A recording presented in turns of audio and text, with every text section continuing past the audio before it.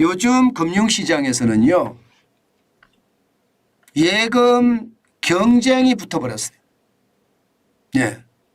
이게 말입니다.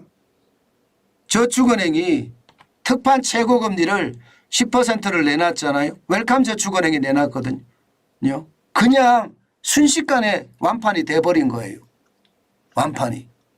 예. 저축은행만, 저축은행, 웰컴 저축은행은 10%지만 그 외에 다른 곳들도 말입니다. 우리저축은행은 8%, 더케이는 7.1%, DB는 7%, 하나저축은행은 6.3% 이렇게 내놨습니다. 저축은행의 평균 정기예금 금리도 4.04%인데 그거보다 더 많은 금리로 내놨죠. 그러면서 특판이 쭉쭉쭉쭉 나가기 시작했습니다. 그거를 보니까 이거 봐라 이러면 안 되는데 그러면서 말입니다. 새마을금고는 더 강하게 새마을금고는 10%대가 지역 새마을금고 중에 12곳에서 10%대 예금 특판금리를 내놨고요. 예.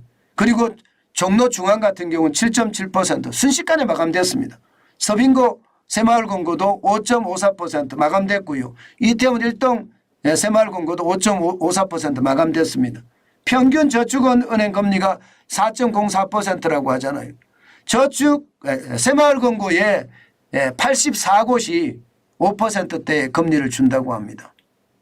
자, 이렇게 되니까 1금융권은 어떻게 할까? 1금융권. 1금융권이 바짝 긴장을 하는 겁니다. 이래서는 안 되는데 이게 이러면 우리의 고객들이 저쪽으로 다 옮겨가겠는데 이런 생각을 하는 거예요. 그러니까 1금융권도 특히 말입니다. 5대 시중은행도요. 지금 예적금 금리를 올리고 있습니다. 보시는 것처럼 2022년 6월에 2.73%인 예적금 수신금리가 예적금 금리입니다. 11월 달에 4.95%까지 올라갔는데요. 2023년 6월에는 3.76%까지 다시 올라갔습니다. 이게 원래는 작년 11월에 4.95%를 찍고 쭉 떨어졌거든요. 정부가 낮춰 하면서 관치 행정을 했잖아요. 그 바람에 굉장히 낮췄습니다. 그러다가 말입니다. 이게 기준금리가 3.5%인데 3.5% 이하까지 떨어졌었어요. 그런 금리가 지금 다시 4%대까지 올라가고 있다는 겁니다. 지금 이게 저축은행 정기예금 수신금리라고 되어 있는데 이게 평균 신규 취급액이거든요. 평균이요. 그러면 은행에 따라서도 지금 4%대의 예금금리를 주는 곳이 있다는 이야기죠. 실제 말입니다. 5대 은행 중에서도 있다는 이야기예요. 자, 여러분 이렇게 되면 예금이 어디로 몰릴까요? 5%대 주는 저축은행도 4% 평균은 4%대잖아요. 그죠? 평균은. 저축은행 때 1년 만기 평균금리가 12월 기준으로 4.04%입니다. 여러분 저축은행 1년 만기 평균금리 4.04%에 넣겠습니까?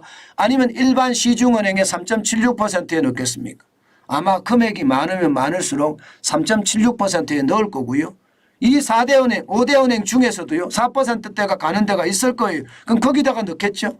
특판이 아닌 정기예금.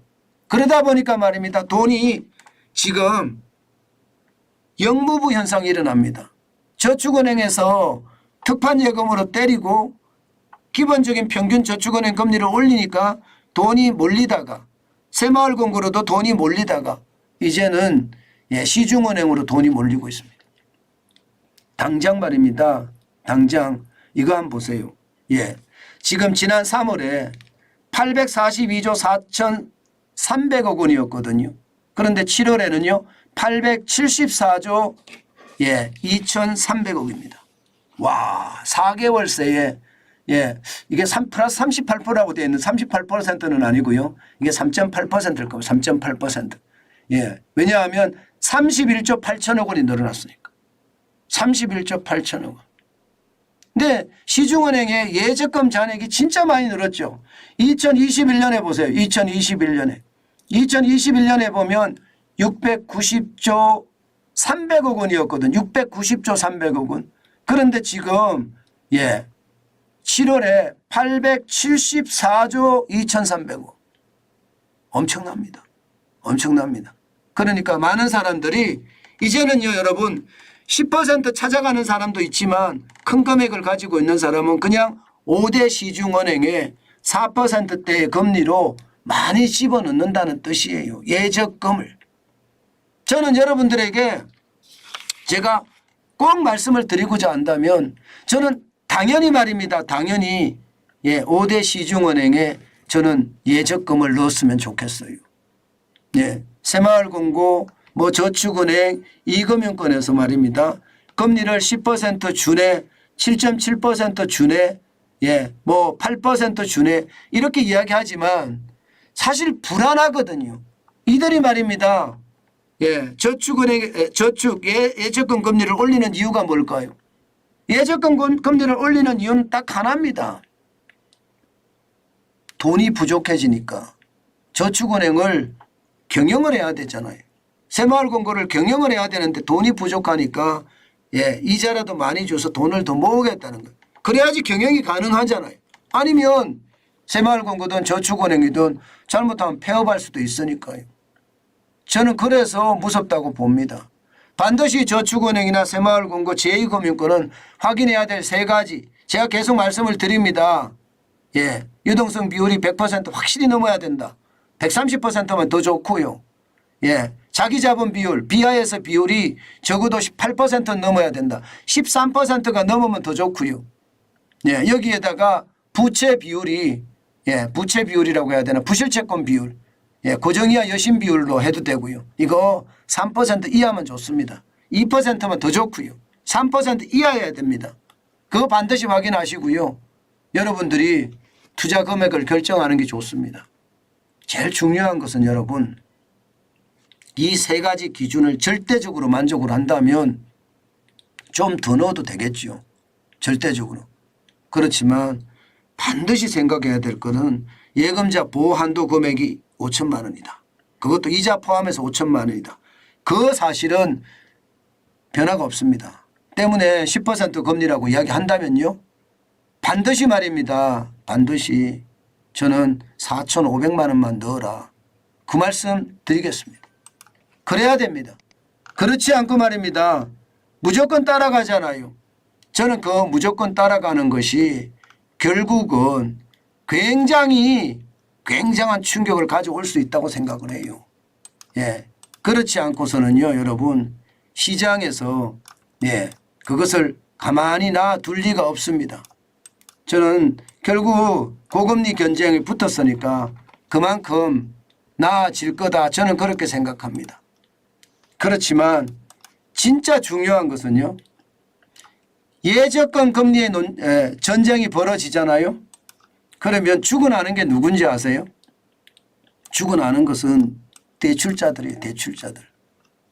대출자들은 여러분 진짜 죽어납니다. 왜냐하면 예적금 금리를 올려주면 당연히 대출금리에서 가상금리가 올라갈 수밖에 없잖아요. 그죠?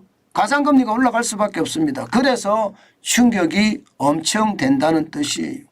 이게 하나가 좋으면 다른 하나가 그만큼 나빠질 수 있다는 것도 반드시 우리는 생각을 해야 됩니다. 아마 저는 이자 폭탄이라는 게 뭔지 확실히 느낄 수 있는 그런 상태가 되지 않겠느냐. 저는 그렇게 생각합니다. 그만큼 말입니다.